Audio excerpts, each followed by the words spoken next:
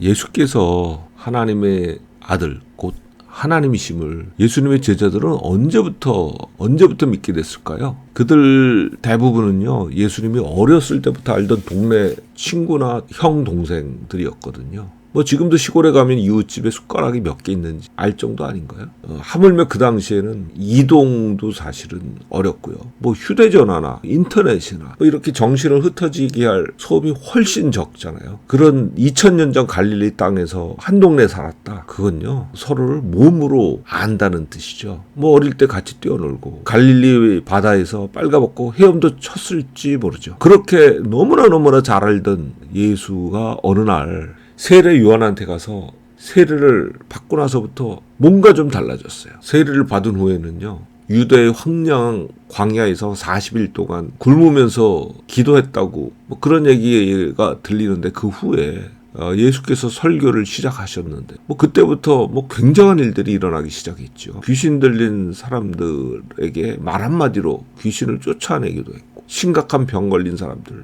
뭐 중풍으로 마비돼서 꼼짝 못하던 사람들도 예수께서 기도하시면 일어나기도 했고, 말 한마디로 일어나기도 했어요. 너무나 잘 알던 예수님이 돌변한 이 모습을 보고 가까운 친구, 형 또는 동생이었던 초기의 제자들 많이 혼란스럽기도 했고 놀랐을 것 같아요. 그들 중에 몇 사람이 제일 먼저 이제 예수님 제자가 돼서 따라다니기 시작을 했죠. 우리가 잘 아는 베드로하고 야고보하고 요한 뭐 이런 사람들인데, 그 사람들이 과연 처음부터 예수님 당신은 하나님입니다, 그렇게 믿고 또 그렇게 생각했을까요? 그건 말도 안 되죠. 예수께서 뭐 굉장한 이적을 행하실 때마다 이 사람이 과연 누구냐, 뭐 그런 의문이 점점 커지기는 했겠지만요, 예수께서 과연 그들이 조상 때부터 섬겨오던 여호와 하나님이란 생각이 그들 마음속에 떠올랐을까요? 제가 보기엔 그러지 않았을 것 같아요. 물론 그들이 봤던 이적들은 뭐 구약 성경에 나오는 수많은 이적들을 훨씬 뛰어넘었어요.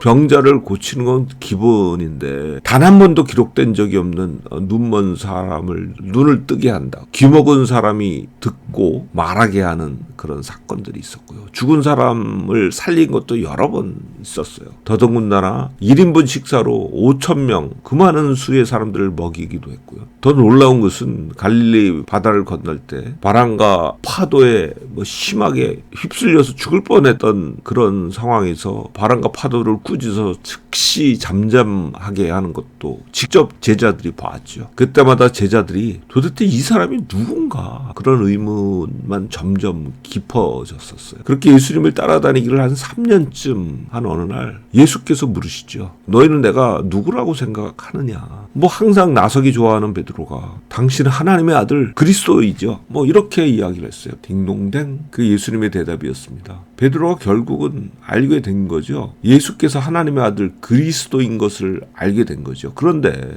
그 고백이 과연 예수님이 그들이 조상 때부터 섬기던 여호와 하나님이라는 고백이었을까요? 베드로가 멋지게 예수님의 질문에 대답한 후에 이어진 대화를 잘 살펴보기로 하죠. 예수께서 자기가 예루살렘에 올라가면 대제사장들과 서기관들에게 체포돼서 큰 고통을 당하고 결국 죽임을 당할 거라는 충격적인 말씀을 하시죠. 물론 그게 최종 결론은 아니고요, 3일 만에 살아날 것이라는 도저히 이해할 수 없는 말씀을 덧붙여서 하셨죠. 그 말을 들은 베드로의 반응이 뭐였나요? No, never. 결코 그럴 수 없죠. 우리가 당신을 지켜드릴 텐데 그럴 일 절대 없습니다, 라는 거였어요. 예수님이 하나님의 아들이라고 고백해놓고 뭔가 이상하지 않나요? 우리가 아는 한 하나님의 아들이라고 하면은 이 세상을 초월하는 존재라고 믿는 거잖아요. 그런데 베드로가 아니 그런 일이 절대 일어나지 않도록 자기네들이 뭔가를 하겠다고 하는 겁니다. 이 반응이 무슨 뜻인가? 자, 이제 조금 더 생각을 해보기로 하죠. 당시 유대인들은 그들에게 와서 이스라엘 민족을 구원해줄 구원자, 곧 옛날의 다윗왕처럼 그들을 괴롭히던 정복자인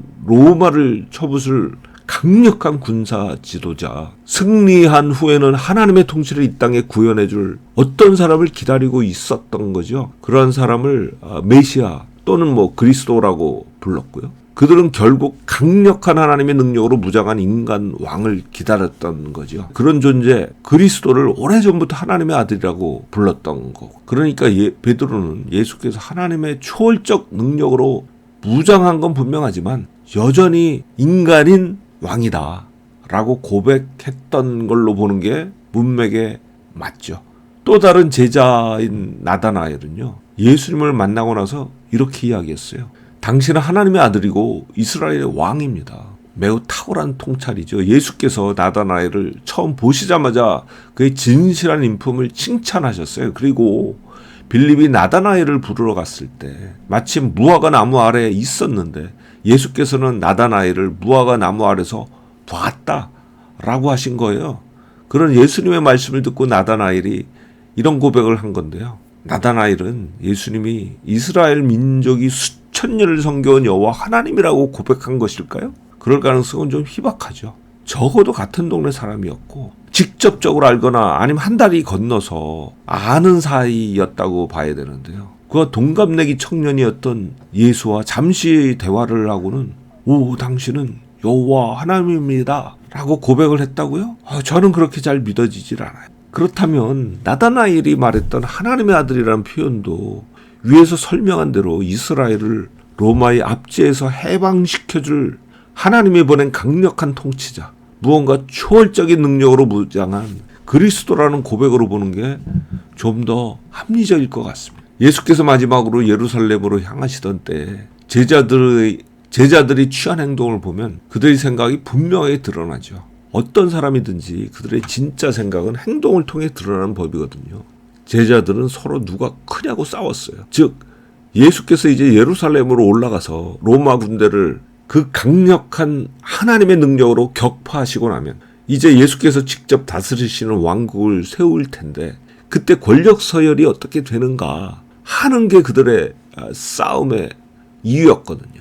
요한과 야고보는 자기 어머니까지 동원을 해서 예수께 인사청탁을 하죠. 요한과 야고보의 어머니는 예수님의 이모였어요. 매우 가까운 관계죠. 더구나 자기 아들 요한과 야고보는 지난 3년을 투자해서 예수님을 따라다녔습니다. 그런데 그녀의 청탁 내용이 무엇이었냐 하면요. 그 예수께서 왕이 되시면 그 왼쪽과 오른쪽에 자기 두 아들을 앉게 해달라는 것이었어요. 즉 권력 서열 2위와 3위 자리를 달라는 것이었죠. 죽은 다음에 갈 저 세상에서 그렇게 해달라는 것이 아니었어요. 이제 예수께서 예루살렘에 올라가시면 자기 왕국을 세울 것으로 봤기 때문에 그때를 놓칠 수 없었던 것이죠. 인사청탁도요. 타이밍이 굉장히 중요하거든요. 그런데 다른 제자들이 이 청탁 사실을 알게 됐어요. 그리고는 무지하게 화를 내죠. 저 친구들 자기들끼리 다 해 먹겠다는 거지 내가 더 많이 희생했는데 내가 더 높은 자리를 받아야 되는 거 아니야? 하는 생각이 드러난 것이었죠. 더 가관인 것은요. 그러한 신경전이 예수께서 체포되시기 직전까지도 계속되었던 거예요. 사실 이런 오해에 예수께서도 일정 부분 원인 제공을 하신 측면도 없지는 않습니다. 제자들이 스승이 이런 말씀을 하시는 것을 들었을 때 어떤 생각이 들었을까요? 인자가 영광의 보좌에 앉을 때 너희도 12 보좌에 앉아서 이스라엘 12지파를 심판하리라. 예수께서 자신의 왕국을 세우실 때 자신이 누릴 권력과 영광을 생각하며 꿈에 부풀지 않았을까요? 최후의 만찬 자리에서 빌립이 예수께 그들이 수천 년을 섬겨온 그 여호와 하나님을 보여달라고 하죠.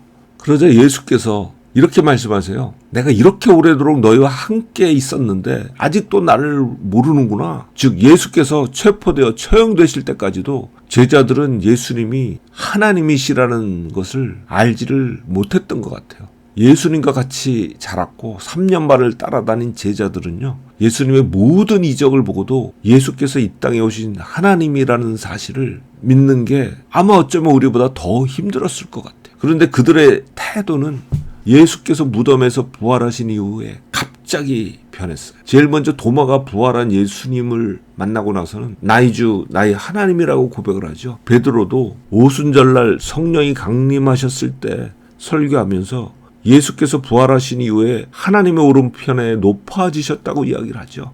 하나님 오른편에 높아진다는 표현은요. 시편 110편 1절을 인용한 것인데요. 시편 110편 1절은 여호와 하나님이 또 다른 신적인 존재를 자신의 오른편에 앉게 하신다는 표현을 하고 있어요. 그런데 그 자리는 만물을 다스리는 통치자의 자리예요. 즉 베드로는 이 시편 110편 1절을 인용하면서 예수께서 부활하신 이후에는 피조계의 통치자의 자리에 앉으셨다고 한 것이죠. 이 피조계를 다스리는 통치자는 결국 하나님일 수밖에 없는 거죠. 따라서 베드로는 오순절 성령 강림 사건 이후에 명료하게 예수께서 피조계를 통치하는 하나님이심을 믿고 알고 또 그렇게 설교했던 거죠. 예수님과 가장 가까웠던 제자 요한이죠. 그가 쓴 요한복음은 예수님의 전기라고도 볼 수 있는데요. 그런데 그 시작이 굉장히 충격적이고 의미심장하죠. 보통 어떤 사람의 전기를 쓰면 그 사람의 기원, 즉 출생이나 출생 이전 부모나 조부모에 대한 이야기부터 시작을 하죠. 그런데 요한은 예수님의 전기를 세상이 만들어지기 전의 시간, 즉 태초부터 계신 분 하나님으로부터 시작을 하고 있어요.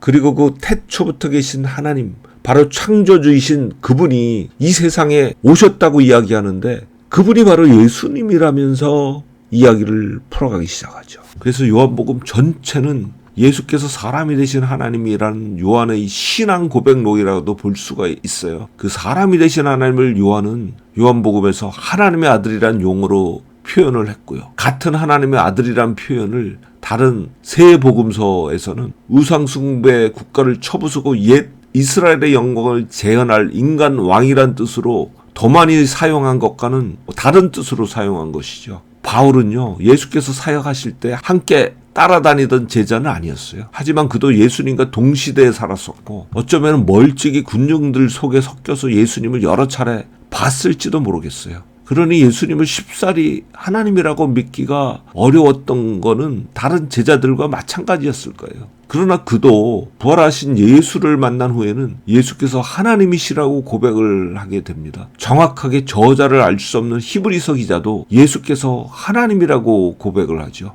이러니 오늘날 우리인들 예수께서 하나님이 사람이 되셨다는 뜻으로 하나님의 아들이라고 믿는 것이 어찌 쉽겠어요. 그러나 어쩌겠습니까? 예수는 사람이 되신 하나님, 곧 하나님의 아들 창조주이신 것을 이것이 성경이 증언하는 진리입니다. 그렇다면 예수님 자신을 스스로를 누구라고 생각하셨을까? 라는 궁금증이 생길 수밖에 없어요. 이에 대해서는 다음에 계속해서 말씀드리도록 하겠습니다.